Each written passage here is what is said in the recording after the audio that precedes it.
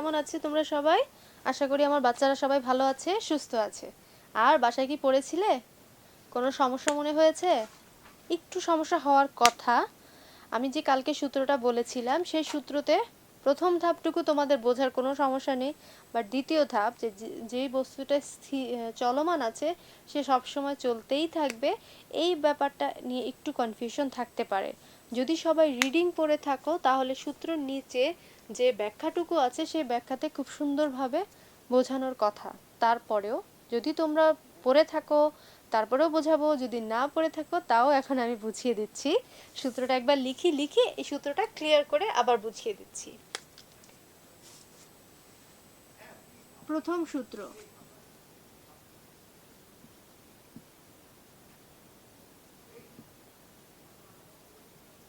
প্রথমটা কি ছিল? সবাই একটু আমার সাথে সাথে মুখে বলো তো, মুখস্থ হয়েছে কিনা। বাইরে থেকে কোনো বল প্রয়োগ করা না হলে স্থির বস্তু স্থিরই থাকবে এবং সমবেগে চলতে থাকা বস্তু সমবেগে চলতে থাকবে, তাই না? তোমরা আবার বলো, আমি শুনবো। সবাই একসাথে বলো।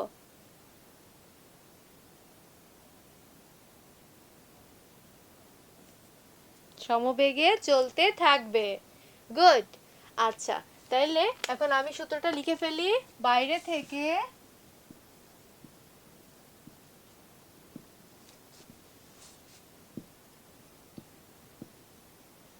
কোনো বল প্রয়োগ করা না হলে স্থির বস্তু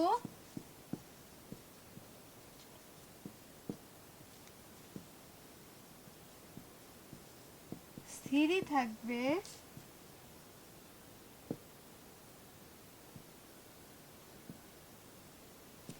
এবং চলমান বস্তু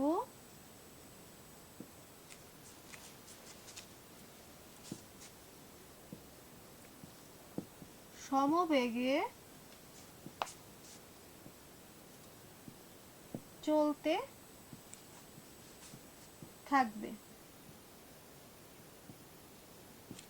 বুঝতে পেরেছো? দেখো আমার সূত্রটা আমি কত আগে পড়েছি, তোমাদের মতো থাকতেই আমি সূত্রটা পড়েছি, কিন্তু আমার সূত্র কিন্তু এখনো মুখস্থ আছে। এত ভালোভাবে তখন মুখস্থ করেছি, এত বেশি পরিমাণ মুখস্থ করেছিলাম তখন, যেন আমার আর বাকি জীবনে ভুলতে না হয়। দেখো কত কাজে লেগে গেল, এই জন্যই তোমাদের বলেছি খুব ভালোভাবে পড়ো। আচ্ছা, সূত্রটা হচ্ছে এইটা। প্রথমটা কি হচ্ছে, বাইরে থেকে কোনো বল প্রয়োগ করা না হলে, এটা আমরা জানি স্থির বস্তু স্থির থাকবে, ঠিক আছে? এইটাও আমরা ক্লিয়ার যে স্থির বস্তুকে বল প্রয়োগ না করা হলে সে নড়বে না। কিন্তু যে বস্তুটা চলমান আছে তা কি সবসময় চলতে থাকে? যখন আমি লাঠিম খেলা খেলছি, আমি লাঠিমটা বল দিয়ে ছুঁড়ে দিলাম, ছুঁড়ে দেওয়ার পরে সে চলতে থাকছে, গুড় গুড় গুড় গুড় ঘুরছে ঘুরছে, ঘুরতে ঘুরতে কি হবে, একসময় থেমে যাবে না? তাহলে কি এই সূত্রটা হচ্ছে যে চলমান বস্তু সবসময় সে চলতেই থাকতেছে? না, একসময় তো সে থেমে যাচ্ছে। কেন থেমে যাচ্ছে? তার মানে সূত্র অনুযায়ী, আমরা নিউটনের সূত্র অনুযায়ী তার ধর্মটা হবে এরকম, মানে লাটিমের ধর্মটা হবে এরকম, সে ঘুরছে তো ঘুরছে, ঘুরছে তো ঘুরছে, ঘোড়াটা বন্ধ হবে না। কিন্তু আমরা দেখছি এক সময় এই ঘোড়াটা বন্ধ হয়ে গেল। তার কারণটা কি? তার কারণটা হচ্ছে এই যে যে লাটিমটা ঘুরছে তার আশেপাশে কি আছে? বাতাস। বাতাস কিন্তু একটা বাধা দিচ্ছে। এই যে আমরা হাঁটছি, আমরা যখন বসে আছি তখন কিছু না, যখন আমরা হাঁটছি আমাদের সামনেও কিন্তু বাতাস আছে, এই বাতাসটাকে আমরা ভেদ করে যাচ্ছি।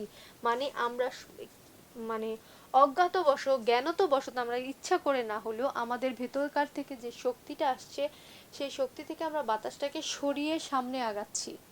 ঠিক তেমনি যখন লাটিমটা ঘুরছে সে চারপাশে বাতাসটাকে সরিয়ে সরিয়ে ঘুরছে, সেখানে তাকে বল প্রয়োগ করতে হচ্ছে। আমি কি বোঝাতে পারছি? সেই বল প্রয়োগ করার কারণে এবং ঘুরতে ঘুরতে একসময় তার যখন বল প্রয়োগ করতে হচ্ছে তার শক্তি কমে আসছে এবং বাতাসের শক্তি বেড়ে যাচ্ছে, বাতাস তাকে বাধা দিচ্ছে। এইভাবে বাধা দিতে দিতে একসময় কি হচ্ছে, তার গতিটাকে স্টপ করে দিতে পারছে। প্রথমে হয়তো তার গতি শক্তিটা বেশি থাকার কারণে বাতাস তাকে থামাতে না পারলেও ধীরে ধীরে যখন তার গতিটা একটুখানি মানে বাধাটা সরাতে সরাতে সে একটু দুর্বল হয়ে পড়বে, তখন বাতাসের শক্তিটা বেড়ে যাবে এবং বাতাস তাকে বাধা দিতে পারবে। এবং বাধা দিতে দিতে এই বাধা ধীরে ধীরে দিতে দিতে আস্তে আস্তে আমরা লাটিমটাকে দেখি থেমে যাচ্ছে। তার কারণ হচ্ছে লাটিমকেও বাইরে থেকে একটা বল প্রয়োগ করা হচ্ছে, একটা বাধা দেয়া হচ্ছে। যদিও সেই বাধাটা খুব শক্ত না, খুব স্ট্রং বাধা না, তারপরেও একটা বাধা সে পাচ্ছে। এই বাধা পেতে পেতে একসময় সে দুর্বল হয়ে থেমে যায়। আমি কি বোঝাতে পেরেছি? যদি এই বাতাস বা কোনো রকম বাধা না থাকে তাহলে চলমান বস্তু চলতেই থাকবে। যদি কোনো সে বাধা পায়, আস্তে আস্তে সে বাধা পাওয়ার কারণে একটু দুর্বল হতে থাকে, তার শক্তি দুর্বল হতে হতে বাধা পেতে পেতে একসময় সে থেমে যায়। তার কারণেই আমি বলবো যে প্রথম সূত্রটা সঠিক, যদি বাইরে থেকে কোনো বল প্রয়োগ, আমি এখানে উল্লেখ করে দিয়েছে, বাইরে থেকে বল প্রয়োগ করা না হয়, যদি কোনো রকম বাধা না পায় তাহলে চলমান বস্তু চলতেই থাকবে। কিন্তু আমরা প্রাত্যহিক জীবনে দেখি যে বস্তুটা থেমে যাচ্ছে, তার কারণ হচ্ছে চারপাশে যে অদৃশ্য বাতাসের একটা বাধা রয়েছে, সেই বাধাটাকে উপেক্ষা করে সব সময় চলা সম্ভব হয় না। বারবার উপেক্ষা করতে করতে তার নিজের শক্তিটাও কমে আসে এবং সে ধীরে ধীরে থেমে যায়। তাহলে আমার উদাহরণটা যদি তোমরা বুঝতে পারো, আমি এখন যখন ব্যাখ্যাটা পড়বো ক্লিয়ার হয়ে যাবে। নিউটনের প্রথম সূত্রের প্রথম অংশ নিয়ে কারো সমস্যা হয় না, কারণ আমরা সবসময় দেখেছি স্থির বস্তুকে ধাক্কা না দেওয়া পর্যন্ত সেটা নিজে থেকে নড়ে না, স্থির থেকে যায়। দ্বিতীয় অংশটি নিয়ে সমস্যা, কারণ আমরা কখনোই কোনো চলন্ত বস্তুকে অনন্তকাল চলতে দেখি না। ধাক্কা দিয়ে কোনো বস্তুকে গতিশীল করে ছেড়ে দিলেও দেখা যায় কোনো বল প্রয়োগ না করলেও শেষ পর্যন্ত বস্তুটি থেমে যায়। আমাদের দৈনন্দিন জীবনের অভিজ্ঞতা থেকে কোনো কিছুকে সমবেগে চালিয়ে নিতে হলে ক্রমাগত বুঝি সেটাকে বল প্রয়োগ করে যেতে হয়। নিউটনের প্রথম সূত্র থেকে আমরা জানতে পেরেছি সেটা সত্যি নয়। সমবেগে চলতে থাকা বস্তু যদি থেমে যায় তাহলে বুঝতে হবে সেখানে কোনো রকম বল প্রয়োগ করা হয়েছে। ধরো এই যে একটা আমরা যখন ধাক্কা দিয়ে দিলাম লাটিমটাকে, সে স্পিড দিয়ে দিলাম, সে ঘুরছে, তারপরে একসময় সে থেমে যাচ্ছে, তার কারণটাও কিন্তু আমি বর্ণনা করলাম। ঘর্ষণ, বাতাসের বাধা, এরকম অনেক কিছু আসলে উল্টা দিক থেকে বল প্রয়োগ করে চলমান একটা বস্তুকে থামিয়ে দেয়। দেখো যখন লাটিমটা চলছে মাটিতে কি হচ্ছে, একটা ঘষা খাচ্ছে, খাচ্ছে না, যেভাবে ঘুরছে মাটিতেই তো ঘষা খাচ্ছে, সেই যে একটা ঘর্ষণ হচ্ছে, বাতাসের একটা বাধা হচ্ছে, এই যে দুইটা বাধা সে পাচ্ছে, এই বাধার কারণে আস্তে আস্তে সে দুর্বল হয়ে থেমে যাচ্ছে। আচ্ছা, উল্টো দিক থেকে বল প্রয়োগ করে চলমান বস্তুকে থামিয়ে দেয়। যদি সত্যি সত্যি সব বল বন্ধ করে দেয়া যেত, যেটা সম্ভব না আমাদের প্রাত্যহিক জীবনে, বাতাস বন্ধ করে দিলে তো আমরা বাঁচবো না। ঠিক তেমনি আমি মাটিতে যদি লাটিমটা না ছাড়ি তাহলে লাটিমটা ঘুরবে কি করে? ঘর্ষণ যদি না হয় সে তো ঘুরতে পারবে না, তো ঘর্ষণও তো একটা বাধা। তো আমি সম্পূর্ণরূপে বাধাটা উপেক্ষা করতে পারবো না প্রাত্যহিক জীবনে। তাহলে আমরা সত্যিই দেখতে পেতাম সমবেগে চলতে থাকা একটি বস্তু অনন্তকাল ধরে চলছে। তাহলে আসলে যদি আমরা এই বাতাসটা সরিয়ে দিতাম এবং মাটির ঘর্ষণটা সরাতে পারতাম, তাহলে দেখতাম লাটিমটা গতি দিয়ে ছেড়ে দিয়েছি, সে ঘুরছে তো ঘুরছে, ঘুরছে তো ঘুরছে, ঘোরা আর বন্ধ হতো না। ঠিক আছে, জিনিসটা অবাক না? যে আমি বাতাস আর যখন মাটিটা সরিয়ে দিব, কোনো একটা মাটি ঘর্ষণ ছাড়া সে যদি চলতে থাকে, বা অন্য কোনো বস্তু, ধরো কোনো চরকি ঘুরছে, ঠিক আছে, ঘুরছে চরকিটা, সেখান থেকে আমি বাতাসটা সরিয়ে দিলাম, ঘর্ষণটা সরিয়ে দিলাম, একদম কোনো রকম বাইরের কোনো বল নেই, তাহলে এই চরকি ঘুরছে তো ঘুরছে, ঘুরছে তো ঘুরছে, ঘুরতেই থাকবে, বন্ধ আর হবে না। ঠিক আছে, কিন্তু বাস্তব ক্ষেত্রে আমরা সেটা দেখি না। তার কারণ হচ্ছে আশেপাশে অনেক বাতাস আছে, যে বাতাসটা বাধা প্রয়োগ করার কারণে একসময় চরকি বলো বা লাটিম বলো তাদের থামতে হয়। ঠিক আছে, তাহলে এই সূত্র সম্বন্ধে তোমাদের সবার ক্লিয়ার হয়ে গেল? আর কোনো সমস্যা আছে? কোনো সমস্যা আছে? আমরা এই সূত্র থেকে শিখলাম বাইরে থেকে আমি যদি কোনো বল না দেই, বাইরে থেকে কোনো রকম বল প্রয়োগ না করি, তাহলে স্থির বস্তু স্থির থাকবে আর গতিশীল বস্তু চলতেই থাকবে। আচ্ছা, এইবার একটা বাড়ির কাজ, বাসায় সবাই রিডিং করেছো কিনা। একটি গ্লাসের উপরে একটি কার্ড বোর্ড বা শক্ত কাগজ রেখে তার উপর একটি কয়েন রাখবো। একটা গ্লাস রাখলাম, একটা গ্লাস, তার উপর একটা শক্ত কাগজ রাখলাম। শক্ত কাগজ রেখে, নর্মাল লিখার কাগজ না, একটু শক্ত হবে, ধরো তোমাদের বইয়ের যে লাস্ট এই যে পেজগুলো আছে সেইটা একটু শক্ত, সেই কাগজটা রেখে তার উপর একটা কয়েন রেখে দিলাম। এটা হচ্ছে একটা পরীক্ষা। কি হবে, জোরে আমি কাগজটাকে টান দিয়ে সরিয়ে ফেললাম বা জোরে একটা টোকা মারলাম, কাগজটা সরে গেল, তাহলে কি হবে, কয়েনটি গ্লাসের মধ্যে পড়ে যাবে। কেন, আমি যখন কাগজের উপর কয়েন রেখেছি, আমি যখন কাগজটাকে টোকা মারবো, কয়েনটাও তো কাগজের সাথে চলে যাবে, বাট সেক্ষেত্রে সেটা যাচ্ছে না। তার কারণ হচ্ছে কয়েনটা জড়তার মধ্যে আছে, স্থির থাকতে চাচ্ছে। কাগজটাকে আমি গতি দিয়েছি, কয়েনটাকে মধ্যে কোনো গতি নেই, এই কারণে কাগজটা গতিশীল হয়ে সে সামনের দিকে চলে যাবে এবং স্থির থাকাতে চাওয়ার প্রবণতার কারণে কয়েনটা গ্লাসে পড়ে যাবে, গ্লাসের সাথে মানে কাগজটার সাথে চলে যাবে না। বুঝতে পেরেছো? এটা হচ্ছে জড়তার একটা উদাহরণ, যে বস্তুটা জড়ো থাকতে চাওয়ার যে প্রবণতা, ইচ্ছা, সেটা কীরকম হয়। এই হচ্ছে সেই বাড়ির কাজ। তো আমরা বল জড়তা সম্বন্ধে ক্লিয়ার হলাম। এখন নিউটনের দ্বিতীয় সূত্রটাতে যাব, গতির। এই সূত্রটা আমরা একটু গুরুত্বের সাথে দেখব, তার কারণ হচ্ছে এই সূত্র সম্পর্কিত কিছু ইকুয়েশন তোমরা পাবে এখন, সেই ইকুয়েশন থেকে কিছু অঙ্কও তোমাদের করতে হবে। ঠিক আছে, তাহলে আসো নিউটনের গতির দ্বিতীয় সূত্রটা দেখি। তাহলে চলো দ্বিতীয় সূত্রটাতে চলে যাচ্ছি আমরা, নিউটনের দ্বিতীয় সূত্র।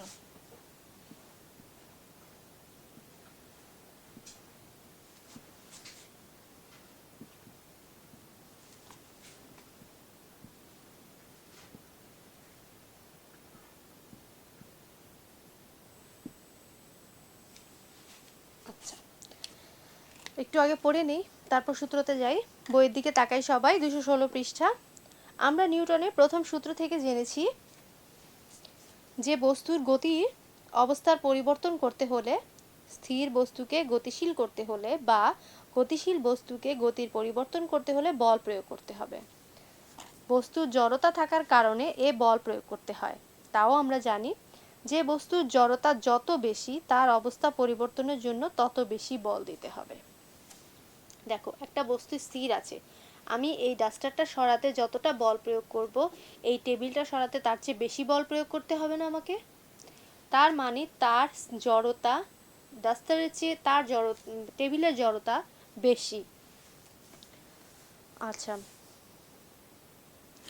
জড়তার পরিমাণ হচ্ছে ভর, অর্থাৎ যে বস্তুর ভর যত বেশি হবে, গতির পরিবর্তন করতে হলে সে বস্তুর উপর তত বেশি বল প্রয়োগ করতে হবে। মাত্র যেটা বললাম যে ডাস্টারের ভর কম, আমি এটা খুব সহজেই সরাতে পারছি, বাট এই আমার যে টেবিলটা, এই টেবিলটার ভর বেশি, এই কারণে আমাকে পরিবর্তন করতে হলে জায়গা, আমাকে বল বেশি দিতে হবে। একটুখানি আমরা আন্ডারলাইন করি এই কথাটা নিচে, আবার বলছি, জড়তার পরিমাণ হচ্ছে ভর, সুতরাং যে বস্তুর ভর যত বেশি হবে, গতির পরিবর্তন করতে হলে সেই বস্তুর উপর তত বেশি বল প্রয়োগ করতে হবে। একটি নির্দিষ্ট ভরের বস্তুর উপর কতখানি বল প্রয়োগ করতে হবে, বস্তুটির বেগের কতখানি পরিবর্তন হবে, একটা নির্দিষ্ট ভরের বস্তু, আমরা একটা নির্দিষ্ট ভরের কোনো বস্তু নিলাম, ভরটা কত আমি জানি, সেই বস্তুর উপর আমি কত বল প্রয়োগ করলে বস্তুটার জায়গা পরিবর্তন হবে বা গতিটা পরিবর্তন হবে, সেইটার উপর এবং তাকে যে আমি গতিশীল করছি, স্থির বস্তুটাকে কতটুকু গতিশীল হবে, এই জিনিসগুলি পরিমাপ করার জন্য নিউটনের দ্বিতীয় সূত্র। বোঝা গেছে? আবার বলছি, কোনো বস্তুর উপর কতখানি বল প্রয়োগ করব, কোনো একটা নির্দিষ্ট ভরটা কত আমি জানি, নির্দিষ্ট একটা ভরের বস্তুর উপর আমি কতখানি বল প্রয়োগ করব, এবং বল প্রয়োগ করা হলে বস্তুটি কতখানি বেগের পরিবর্তন হবে, মানে স্থান পরিবর্তন করে সামনের দিকে বা পাশের দিকে আমার এই টেবিলটা কতখানি যাবে, সেই জিনিসটা আমরা পরিবর্তনটা কতখানি হবে নিউটনের দ্বিতীয় সূত্র তা ব্যাখ্যা করে। এইখানে আমরা এতক্ষণ জানলাম গতি পরিবর্তন হয়, জায়গা পরিবর্তন হয়। এখন দ্বিতীয় সূত্রে জানবো কতখানি বল আমাকে দিতে হবে যাতে বস্তুটা পরিবর্তিত হয়ে তার জায়গা পরিবর্তন করে, মানে সে একটু গতিশীল হয়, এবং সেই গতির পরিমাণটা কত আমরা মেইনলি জানবো। এখানে হচ্ছে পরিমাণ কতখানি বল দিতে হবে, কতখানি গতিশীল সে হবে, এবং তার ভর কতখানি। এই জিনিসগুলির উপর ভিত্তি করে আমাদের নিউটনের দ্বিতীয় সূত্র। বুঝতে পেরেছো? আচ্ছা, নিউটনের দ্বিতীয় সূত্রটি জানার আগে আমাদের দুইটি রাশির কথা জানতে হবে। একটা হচ্ছে ভরবেগ আর দ্বিতীয় হচ্ছে ত্বরণ। যেহেতু আমরা পরিমাপ জানবো, নিউটনের গতির দ্বিতীয় সূত্রটা পরিমাণ থেকে পরিমাণটা জানার জন্য আমাকে দুইটা জিনিস জানতে হবে। প্রথম হচ্ছে ভরবেগ আর দ্বিতীয় হচ্ছে ত্বরণ। এক নম্বরটা হচ্ছে ভরবেগ,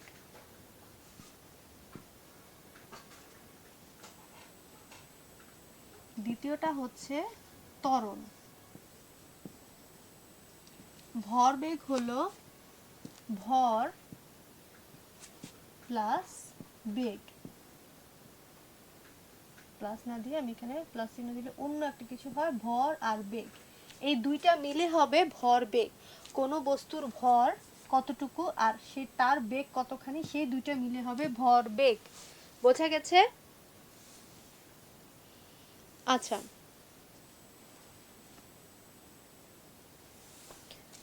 ভরবেগ গেল। দ্বিতীয় হচ্ছে ত্বরণ। ত্বরণ একদম সিম্পল। এই যে আমরা ত্বরণটাকে আমরা ধরবো যে বেগটা যে পরিবর্তন হচ্ছে, আমি কোনো বল প্রয়োগ করলে বা বাইরের থেকে বস্তুটাকে সরালে যে বেগের যে পরিবর্তন হচ্ছে, সেটা কি পরিমাণ পরিবর্তন হচ্ছে, মানে বেগের পরিবর্তনের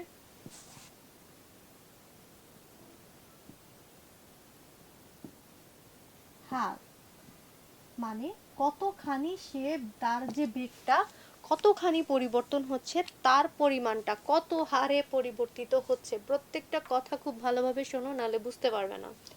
এই হচ্ছে ত্বরণ। ভরবেগ হচ্ছে ভর আর বেগ, এই দুইটা মিলে হচ্ছে ভরবেগ। আর ত্বরণ হচ্ছে আমরা যে বেগটা পাচ্ছি, সেই বেগটা কত হারে হচ্ছে, পরিবর্তনটা বেগের কত হারে হচ্ছে সেইটা। বুঝতে পেরেছো? এবার আমরা বইয়ের দিকে যাচ্ছি। ভরবেগ। ভরবেগ হচ্ছে ভর ও বেগের গুণফল। ভরবেগ হচ্ছে ভর ও বেগের গুণফল। কোনো বস্তুর ভর কত এবং সে কত বেগ প্রাপ্ত হচ্ছে, তার গুণফল হবে ভরবেগ। আচ্ছা, অর্থাৎ ত্বরণটা মুছে দেই, ভরবেগ নিয়ে যেহেতু কথা বলছি।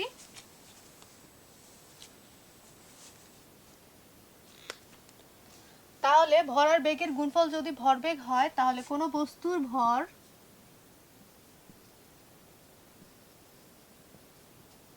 আমার সাথে সাথে সব লিখবে এম। ঠিক আছে? আমি জানি, যেহেতু এই ক্ষেত্রে আমাকে ভরটা জানি, একটা নির্দিষ্ট ভরের বস্তু, আমি জানি যে কোনো বস্তুর ভর হচ্ছে এম আর তার বেগ কত, বস্তুটার বেগ ধরলাম ভি। ঠিক আছে? সে বেগ। তাহলে ভরবেগ কি হবে?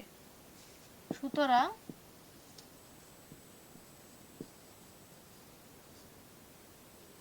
ভরবেগকে পি দিয়ে প্রকাশ করে। ভরবেগ হবে ভর এবং বেগের গুণফল। ভর কত? এম গুণ বেগ, বেগ কত? ভি।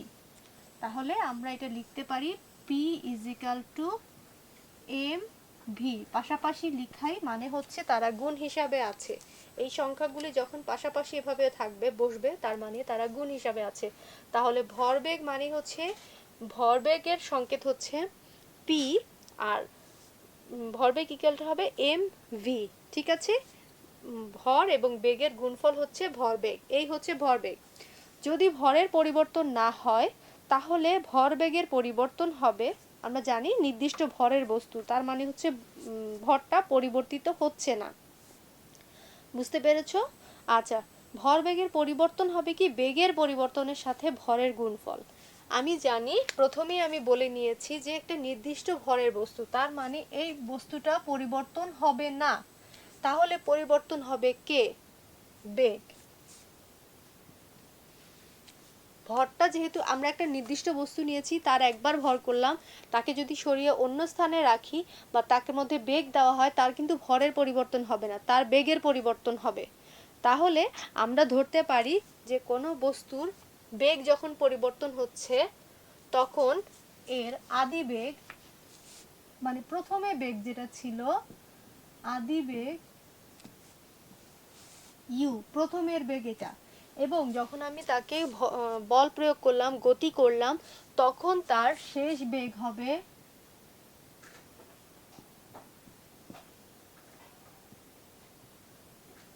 ভি। প্রথমে সে ইউ বেগে ছিল, চলছিল এম ভরের একটি বস্তু, তারপর তার সাথে আমি আরেকটু বল প্রয়োগ করলাম, মানে তাকে একটু গতিশীল করার কারণে তার শেষ বেগ হলো ভি। তাহলে আমরা বেগ কোনটা ধরব? প্রথম বেগ আর দ্বিতীয় বেগ, এই দুইটা বেগের পার্থক্য থেকে আমরা ভরবেগের পরিবর্তনটা ধরব। মানে হচ্ছে তখন আমি ধরব যে এখানে লিখে দেখাই তাহলে হবে এম তো নির্দিষ্ট, বস্তুর ভর নির্দিষ্ট, পরিবর্তন হবে না, ভিটা পরিবর্তন হয়েছে। ভিটা পরিবর্তন হয়ে কি হবে? শেষ বেগ বিয়োগ প্রথম বেগ। বুঝতে পেরেছো? শেষ বেগ বিয়োগ প্রথম বেগ, তাহলে আমরা বেগের পরিবর্তন কতটুকু হয়েছে তা বুঝতে পারবো, তাই না? কারণ প্রথমে যে বেগ ছিল তার থেকে তার পরিমাণ এবং শেষে যে বেগ হয়েছে সেই বেগের পরিমাণ যদি আমি বিয়োগ দেই তাহলে আমার প্রকৃত বেগের পরিবর্তন কতটুকু হয়েছে তা বুঝতে পারবো। যেহেতু এম নির্দিষ্ট মানে ভর নির্দিষ্ট, তার কারণে আমরা এইখানে বেগের পরিবর্তন লিখলাম। তার মানে আমি ভরবেগ ইকুয়াল টু লিখবো এম ইন্টু, এখানে কিছু নেই, ইন্টু নতুন বেগ মানে শেষ বেগ বিয়োগ প্রথম বেগ। এই হবে আমার ভরবেগের ইকুয়েশন। আমি কোনো বস্তুর ভরবেগ বের করব এইভাবে, সেই বস্তুটার আদি বেগ কত, শেষ বেগ কত এবং ভর কত, তা দিক থেকে আমি বস্তুর ভরবেগ বের করতে পারবো। ক্লিয়ার? এই হচ্ছে ভরবেগের ইকুয়েশন। এরপরে চলে আসি, সবাই লিখেছো? তাড়াতাড়ি আমার সাথে ঝটপট লিখবে, কারণ আমি প্রত্যেকটা ইকুয়েশন লিখে বোঝাতে হবে, ঠিক আছে? আমি বেশি সময় দিতে পারবো না। এরপরে আমরা ত্বরণে যাব। ভরবেগ শেষ করো, ত্বরণটাই লিখবো জলদি, যদি কিছু বাকি থাকে লিখে ফেলো।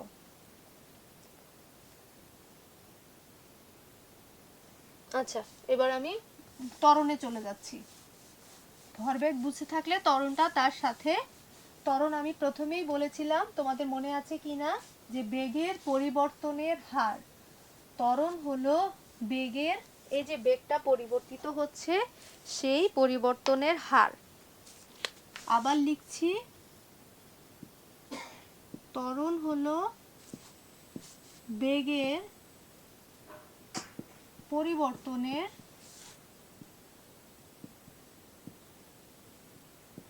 হার, কি হারে পরিবর্তিত হচ্ছে, ঠিক আছে? আচ্ছা, এখন কোনো বস্তুর, আমরা জানি বস্তুর ভরটা নির্দিষ্ট, বেগের পরিবর্তনটা কি হয় আমরা ইয়া থেকে কি দেখেছি, ভরবেগ থেকে বেগের পরিবর্তন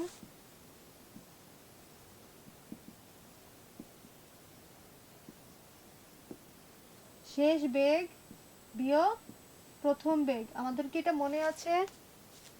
আচ্ছা, এইখানেও কিন্তু আমরা বেগের পরিবর্তন নিয়ে কথা বলবো, তাহলে এই ইকুয়েশনটা আমরা ব্যবহার করব, মাথায় রাখি। এবার আমাদের ত্বরণের ইকুয়েশনে যাই। অর্থাৎ কোনো বস্তুর বেগ যদি টি সময়, যেহেতু হার বলেছে আমাদের কোন সময়ে বের করতে হবে, মানে হারটা আমরা কি হারে পরিবর্তিত হয়েছে এবং কতক্ষণ সময়ের মধ্যে এই পরিবর্তনটা হয়েছে, সেই জন্য আমরা ত্বরণ বের করার জন্য টি রাখবো। একটা বেগের পরিবর্তন হয়েছে, তাই না? কত সময়ের মধ্যেই পরিবর্তনটা হয়েছে, সেই ইকুয়েশনটা আমার ত্বরণের ক্ষেত্রে দরকার। মানে কোনো বস্তু যদি টি সময়ে, এই যে বেগের পরিবর্তনটা কোন সময় হয়েছে, ধরি সময়ের পরিবর্তন হয়েছে, মানে সময়ের প্রয়োজন হয় টি, টি সময়ে বেগ ইউ থেকে ভিতে পরিবর্তিত হয়েছে।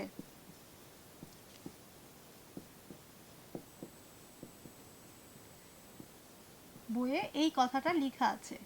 এখান থেকে আমরা কি বুঝতে পারলাম খেয়াল করো, বেগের পরিবর্তনের হার, এই যে বেগটা আদি বেগ থেকে শেষ বেগে গেল এর একটা নির্দিষ্ট সময় আছে তাই না? আমি যখন ত্বরণ বের করব সেই সময়টা আমাকে কাউন্ট করতে হবে বেগের পরিবর্তনের হারের জন্য। এই জন্য আমরা সেই সময়টা ধরলাম টি। এই যে পরিবর্তনটুকু হয়েছে ভি থেকে ইউতে, এই যে পরিবর্তনটা এটা হওয়ার জন্য সময় হচ্ছে টি। এই টি সময়ের মধ্যে আদি বেগ ইউ থেকে সে শেষ বেগ ভিতে পরিবর্তিত হয়েছে। বুঝাতে পেরেছি? আচ্ছা, তাহলে আমার বস্তুর ত্বরণ হবে কি? কথাগুলো খুব ভালোভাবে বোঝার চেষ্টা করবা। ত্বরণকে এ দিয়ে চিহ্নিত করা হয়।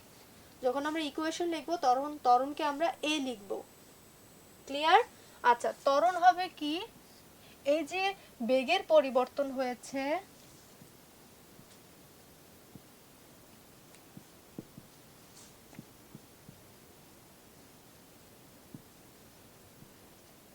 তার ভাগ হবে সময়। সময় দিয়ে বেগের পরিবর্তনকে ভাগ করলে আমরা ত্বরণ পাবো। বুঝতে পেরেছো? ত্বরণ পাবো বেগের যে পরিবর্তন হয়েছে তার থেকে সময়, যে কতটুকু সময় লেগেছে পরিবর্তনটা হতে বেগের, তা ভাগ করলেই আমরা পেয়ে যাব। তাহলে বেগের পরিবর্তন হয়েছে কি? ভি থেকে ইউতে গিয়েছে, তাই না? এই দুটার পার্থক্যই তো বেগের পরিবর্তন, আমরা গত ইকুয়েশনে পড়েছি। আর সময় হলো টি। এই হচ্ছে ত্বরণের ইকুয়েশন। ত্বরণ বের করার জন্য আমার আদি বেগ, শেষ বেগ এবং সময় দরকার, তাহলে আমি কোনো বস্তুর ত্বরণটা বের করতে পারবো। তাহলে লাস্ট আমি লিখতে পারি, সুতরাং এ এ দেখে আমরা বুঝবো এটা হচ্ছে ত্বরণ। আস্তে আস্তে শিখে নাও, ত্বরণ হচ্ছে এ, ভরবেগ হচ্ছে পি। এই সংকেতগুলো আমরা মানে এই নামের সংকেতটা আমরা আস্তে আস্তে মুখস্থ করে নেব। পরবর্তীতে যদি আমি শুধু এ দেখি তাহলে যেন আমি বুঝতে পারি এটা ত্বরণ। ঠিক আছে? আচ্ছা, V minus U by T, এই হচ্ছে ত্বরণের ইকুয়েশন। ত্বরণ বের করতে হলে আমার এটা বের করতে হবে। আমরা প্রথমে বের করলাম ভরবেগ। ভরবেগ বের করার জন্য আমরা কি করেছি, এটা হচ্ছে ত্বরণের ইকুয়েশন। আর আমি এখানে সাইডে আবার একটু ভরবেগের ইকুয়েশনটা লিখি, তোমাদের বুঝতে সুবিধা হবে। ভরবেগ তার কি P M V minus U, এই হচ্ছে ভরবেগের ইকুয়েশন পেয়েছি। আর এই হচ্ছে ত্বরণের ইকুয়েশন পেয়েছি। এই দুইটা ইকুয়েশন আমার নিউটনের দ্বিতীয় সূত্রতে কাজে লাগবে। ক্লিয়ার? ঠিক আছে, এবার আমি দ্বিতীয় সূত্রতে যাই। ত্বরণ ক্লিয়ার হলো, ভরবেগ ক্লিয়ার হলো। কি করে ত্বরণ বের করতে হয়, কি করে ভরবেগ বের করতে হয় আমরা জানি। এখন আমি চলে যাব দ্বিতীয় সূত্রতে।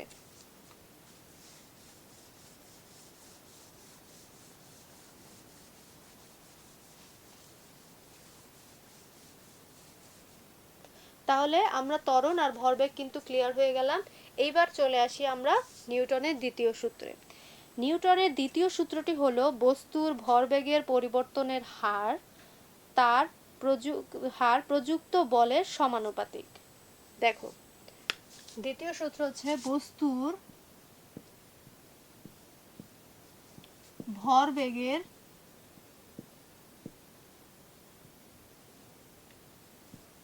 পরিবর্তনের হার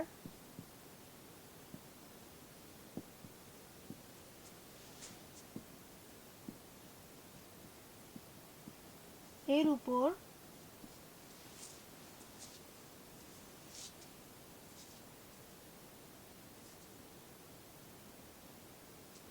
আচ্ছা এর নাই, এর উপর না দিয়ে পরিবর্তনের হার প্রযুক্ত বলের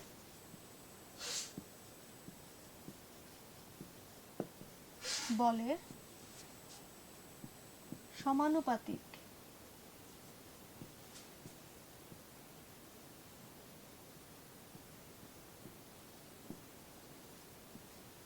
দেখো, সমানুপাতিকটা মানে সমানই বোঝানো হচ্ছে।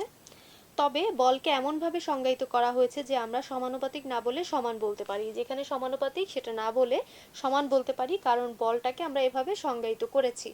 এখন একটু খেয়াল করো আমি কেন প্রথমে ভরবেগ এবং ত্বরণ পড়লাম। বস্তুর ভরবেগের, প্রথমে পেয়েছো, আর বেগের, ভর বেগের পরিবর্তনের হার। পরিবর্তনের হার কি? বেগের পরিবর্তনের হার হচ্ছে ত্বরণ, তাই না? তাহলে এই দুইটা কথা যেহেতু এই সূত্রে আছে, এই কারণে আমরা প্রথমে ভরবেগ এবং পরিবর্তন পড়লাম। এবার আমরা সূত্রটাতে যাই। সূত্রের কথাটা শুনো, খুব ভালোভাবে বোঝার চেষ্টা করো। কোনো বস্তুর ভরবেগ পরিবর্তন হবে কখন? যখন, যেহেতু বস্তুটার ভর নির্দিষ্ট, ভর পরিবর্তন হবে না, একটা বস্তুকে নিয়েই আমরা কাজ করছি, ভর নির্দিষ্ট, তাহলে বেগ পরিবর্তন হয়েছে। এই যে বেগটা পরিবর্তন হয়েছে, এই পরিবর্তনের হার কি পরিমাণ পরিবর্তন হয়েছে, সেই হারটা আমরা কি করব, তার উপর যে বল প্রয়োগ করা হলো, এটা বল প্রয়োগ করার পরেই তো তার গতিশীল হলো, গতিটা আসলো, যখন তার গতিটা আসবে সেই সময়ের, মানে সেই সময়ের বলের যে পরিবর্তন হয়েছে সেই পরিবর্তনের হার আর তাকে যে বল প্রয়োগ করা হলো তার হার সমান। মানে আমি ভরবেগ, মানে এই বেগের যে পরিবর্তনটা হচ্ছে সেই হার এবং বলের হার, যে বলটা আমি প্রয়োগ করেছি, দুই হারই সমান। মানে আমি যে পরিমাণ বল প্রয়োগ করব ঠিক সেই পরিমাণ বেগের পরিবর্তন হবে। বুঝতে পেরেছো? বলের পরিমাণ যতটুকু থাকবে ভরবেগের পরিবর্তনের হার ঠিক ততটুকু হবে, সমান হবে। আমি যত বল দিব তার ভরবেগের পরিবর্তন তত বেশি হবে। বোঝা গেছে? খুব সিম্পল ইকুয়েশনে আমি বুঝেছি। এবার আমি বইয়ের ভাষায় যাচ্ছি। আমরা বলতে পারি কোনো বস্তুর ভরবেগ টি সময়ে এম ইউ থেকে পরিবর্তন হয়ে এম ভি হলো, তার ভরবেগের পরিবর্তনের হার হবে এম এ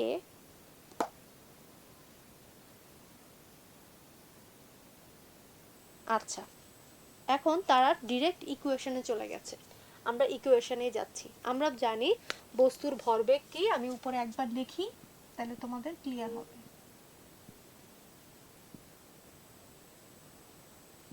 তাই না?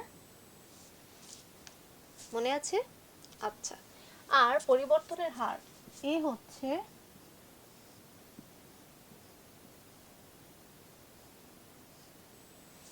ঠিক আছে। এই দুইটা ইকুয়েশন সম্বন্ধে আমরা জানি। এখন আমি বলছি কোনো বস্তুর ভরবেগ টি সময়, হ্যাঁ সময় তো আমরা জানি টি, টি সময় ধরে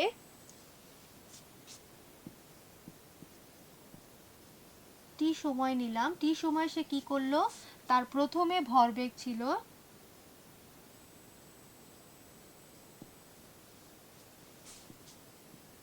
দেখো আমি প্রথম ভরবেগ লিখলাম তোমাদের বোঝার সুবিধার জন্য, তোমরা কিন্তু এটা লিখবে না, বইয়ে যা আছে সেটা লিখতে হবে, যেহেতু আমি প্রথম করছি তোমাদের বোঝার সুবিধার জন্য করছি। টি সময় প্রথম ভরবেগ কি হবে? এম ইউ, তাই না? এম ইউ থেকে তাকে যখন আমি বল দেয়া প্রয়োগ করলাম তখন শেষ ভরবেগ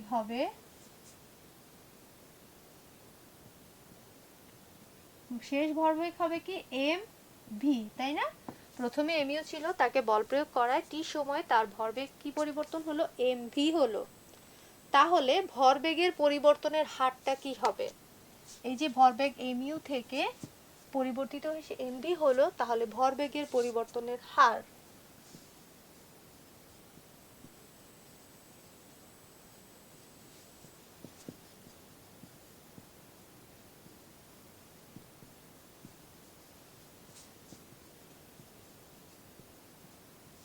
ভরবেগের পরিবর্তনের হার কি হবে বলো? বেগের পরিবর্তনের হার হচ্ছে ত্বরণ এ, আর যখন আমি ভরবেগের পরিবর্তনের হার বলবো তখন একটা এম লাগাবো এর সাথে, ত্বরণের সাথে। দেখো বুঝতে পারছো কিনা? আচ্ছা, তারপরে হবে এম শেষ বেগ V minus M U by T ভাগ হচ্ছে টি। দেখো দুইটা ইকুয়েশন আমি মিলিয়ে দিলাম, ভরবেগের পরিবর্তন, ভরবেগ এবং ত্বরণ দুইটাকে মিক্স করে আমি লিখলাম এম এ, এম হচ্ছে ভর, এ হচ্ছে ত্বরণ। আমি দেখো এইটার সাথে উপরে দুইটার সাথে এম লাগিয়েছি, M V minus M U by T. Clear? ত্বরণের ইকুয়েশনটা বুঝতে পেরেছো? এখন দুইটাতেই এম আছে, আমি কমন হিসাবে নিতে পারি ভি মাইনাস ইউ, এটা লিখলেও হবে। তার পরবর্তীতে ছোট করে, যেহেতু দুইটাতেই এম আছে, আমি প্রথমে গুণ হিসাবে এম রাখলাম। যদি আমি এটাকে ভাঙাই তাহলে হবে M V minus M U, গুণ হিসাবে হয়ে যাবে। যেমন আমি তোমাকে ইকুয়েশনটা দেখাই, যদি এরকম থাকে 2, দেখতে পাচ্ছ 2 থাকবে 2a প্লাস বি। আমি জানি না তোমরা এই ইকুয়েশনটা এখনো করেছো কিনা, করার কথা। তো যদি আমি এটাকে ভাঙাই তাহলে কি হবে 2a প্লাস 2b, তাই না? ম্যাথের এই বীজগণিতে তো এটা করেছো। ঠিক তেমনি আমি যদি এমটাকে গুণ হিসাবে দেই তাহলে পরবর্তীতে হবে M V minus M U, মানে এইটাই আসবে। আমি গুণটাকে সামনে নিয়ে আসলাম। এই হচ্ছে তোমাদের ইকুয়েশন। এটা হচ্ছে ভরবেগের পরিবর্তনের ইকুয়েশন। আমি বস্তুর ভরবেগের পরিবর্তনটা পেলাম, সেটা কি এটা। তাহলে বস্তুর ভরবেগের পরিবর্তনের হার যা হবে তার সাথে ওই যে আমি বল প্রয়োগ করেছি সেই বল প্রয়োগের পরিমাণটা সমান হবে। বল কি পরিমাণ বল প্রয়োগ করেছি, ধরলাম আমি বল প্রয়োগ করেছি এফ, বল প্রয়োগের পরিমাণ এফ। প্রযুক্ত বল যদি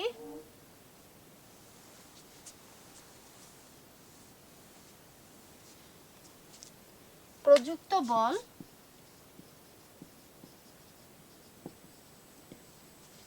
এফ হলে, তাহলে এই যে ভরবেগের পরিবর্তনের হার এবং প্রযুক্ত বল সমান, তাহলে আমি কি লিখতে পারবো, এই যে ভরবেগের পরিবর্তনের হারটা মানে বল এফ সমান সমান M V minus U by T. এই দুইটা সমান হবে। আমি সূত্রে বলেছি ভরবেগের পরিবর্তনের হার সমান প্রযুক্ত বল, তাহলে ভরবেগের পরিবর্তন আমি পেলাম এইটা, এবং প্রযুক্ত বল এফ, তাহলে এফ সমান সমান M into V minus U by T. Clear? ইকুয়েশনটা বুঝতে পেরেছো? আচ্ছা, যদি ইকুয়েশন বুঝে থাকো তাহলে পরের ইকুয়েশনটা আরো বেশি সহজ। একটু খেয়াল করে দেখো, এইটুকু এইটুকু কি এর সাথে মিলে যায় না? ত্বরণ, ত্বরণ এ মানে কি ভি মাইনাস ইউ বাই টি, এখানেও কিন্তু ভি মাইনাস ইউ বাই টি আছে, এমটা বেশি আছে, তাহলে আমি এমটাকে বাঁ পাশে রেখে পাশে এইটুকুন ভি মাইনাস ইউ বাই টি না লিখে এ লিখে দিব খালি। F is equal two M A. ইকুয়েশনটা বোঝা গেছে? ইকুয়েশনটা বোঝা খুব জরুরি, বুঝতে পেরেছো? আচ্ছা, আর কোনো সমস্যা নেই। এখন আমি বইয়েরটাতে দেখাই। বলের একক মানে এই যে বল, বলের একক হচ্ছে নিউটন। যে পরিমাণ বল 1 কিলোগ্রাম ভরের কোনো বস্তুর উপর প্রযুক্ত হয়ে 1 মিটার পার সেকেন্ড স্কয়ার ত্বরণ সৃষ্টি করে তাকে 1 নিউটন বলে। এই বলটাকে কাকে বলে আমি এখন সংজ্ঞায়িত করব। ভর, এটা কি ভর না? আর এটা হচ্ছে ত্বরণ, আর এটা হচ্ছে বল। এবার বলের সংজ্ঞায়িত, আমরা সূত্রটা লিখলাম, সূত্র অনুযায়ী বলের সংজ্ঞায়িত সংজ্ঞাটা দিব। এগুলো মুছে দিচ্ছি।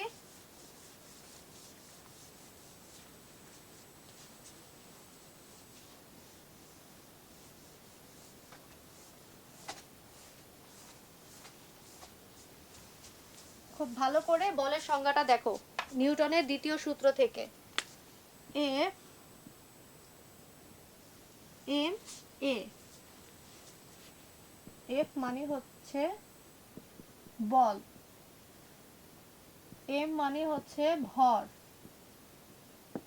এ মানে হচ্ছে ত্বরণ। এবার হচ্ছে এদের একক কি? বলের একক নিউটন, ভরের একক কিলোগ্রাম, ত্বরণের একক মিটার পার সেকেন্ড, উপর দিকে একটা 2 চিহ্ন, square, metre per second square বলা হয়। এই হচ্ছে তিনটার নাম লিখলাম, তাদের একক লিখলাম। এবার সংজ্ঞাতে যাই। যে পরিমাণ বল 1 কেজি কোনো ভরের বস্তুর উপরে বা 1 কিলোগ্রাম ভরের বস্তুর উপরে প্রযুক্ত হয়ে 1 মিটার পার সেকেন্ড স্কয়ার ত্বরণ সৃষ্টি করে তাকে আমরা বলবো 1 নিউটন বল। আমার সাথে সাথে বলো, যে পরিমাণ বল 1 কিলোগ্রাম ভরের উপর প্রযুক্ত হয়ে 1 মিটার পার সেকেন্ড স্কয়ার ত্বরণ সৃষ্টি করে তাকে বলবো 1 নিউটন বল। বুঝতে পারছো? 1 নিউটন। এইবার আমি এই সংকেতটা ভালোভাবে ক্লিয়ার হয়েছি। এই সংকেত থেকে আমাদের অনেক অঙ্ক আছে এবং আমার ধারণা মতে প্রতি বছর এখান থেকে একটা অঙ্ক আসে। এই কারণেই আমি তোমাদের এত অল্প অল্প করে বোঝানোর চেষ্টা করলাম, বারবার বললাম যাতে তোমরা অঙ্কগুলো সহ করতে পারো। ক্লিয়ার?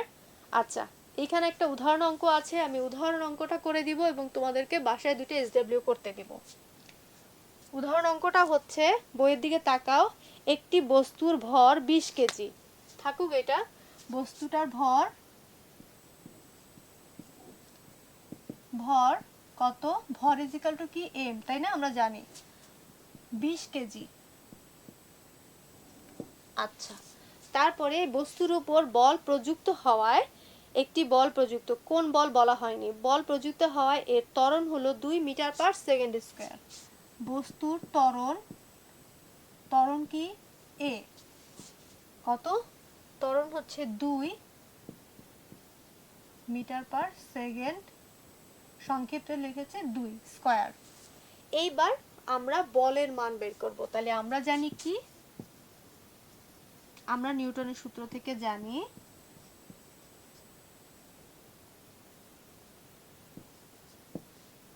বল সমান সমান ভর এবং ত্বরণের গুণফল, তাই না? গুণটা মাঝখানে লিখবো না, F is equal to m। ভর সমান সমান ভর এবং ত্বরণের গুণফল হচ্ছে বল। তাহলে এখানে ভর কত? 20 আর ত্বরণ কত? 2। দেখতে পাচ্ছ? আচ্ছা, হওয়াতে কত হবে? গুণ করলে হবে 40। বাট 40 কি? বল না? বলের একক কি? নিউটন।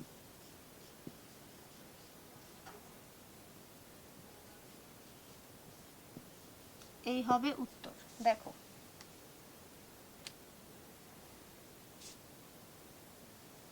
আমরা পাশে লিখতে পারি কেজি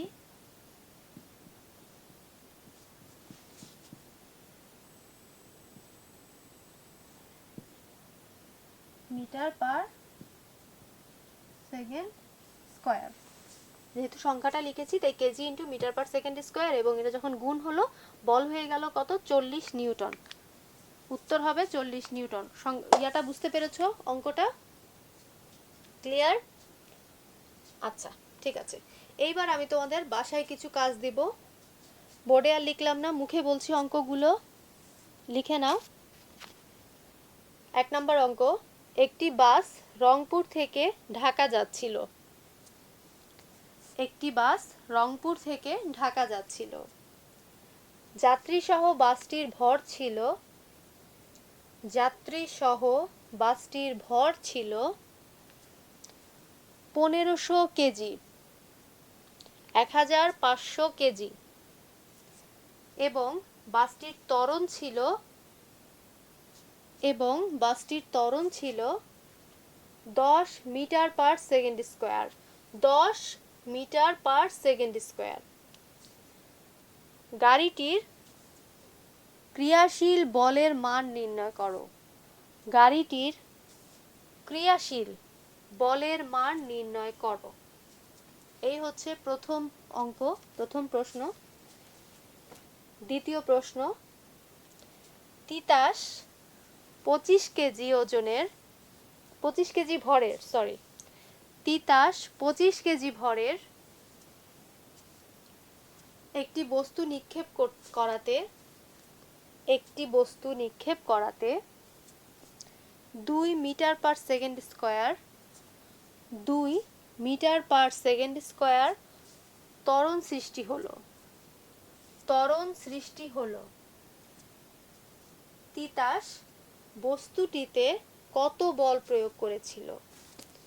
তিতাস বস্তুটিতে কত বল প্রয়োগ করেছিল? প্রথম প্রশ্ন দুটো হয়েছে, দুইটার ক্ষেত্রে আমাকে বল বের করতে হবে এবং কিভাবে বের করবে বাসায় তোমরা চিন্তা করো। এবং সাথে আজকে নিউটনের দ্বিতীয় সূত্র যা পড়েছি এবং দ্বিতীয় সূত্রের প্রমাণটা আমাকে ভালোভাবে বাসায় রিডিং করতে হবে, খুব ভালোভাবে মুখস্থ করতে হবে, ইকুয়েশনগুলি বুঝতে হবে, তাহলে আমরা কিন্তু অঙ্কগুলি করতে পারবো। ঠিক আছে, প্রথম হচ্ছে সূত্রটা মুখস্থ করব, ঝাড়া ঝাড়া ইকুয়েশনগুলো কিভাবে আমরা F=m এ পেলাম সেটা মুখস্থ করব, তারপরে আমরা অঙ্কগুলো বাসায় করব। যদি আজকে এভাবে পড়ে করি তাহলে আমি মনে হয় অঙ্কগুলি পারবো, আর যদি না হয় তাহলে আগামী ক্লাসে আমি তো আছি, বাট আমি আশা করব তোমরা বাসায় পড়েই অঙ্কগুলো পারবে। ঠিক আছে, আজকে তাহলে এই পর্যন্তই। ভালো থেকো সবাই, আল্লাহ হাফেজ।